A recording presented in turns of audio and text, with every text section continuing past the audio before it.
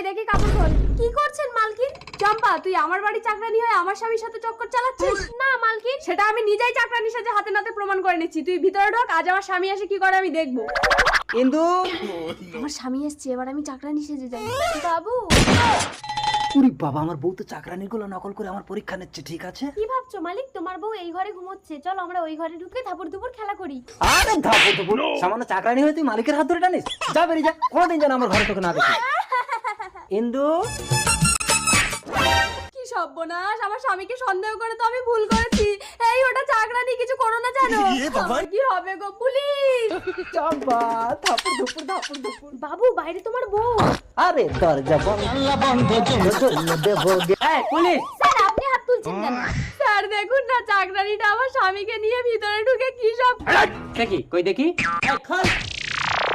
ये सब क्या देख সরি ম্যাডাম।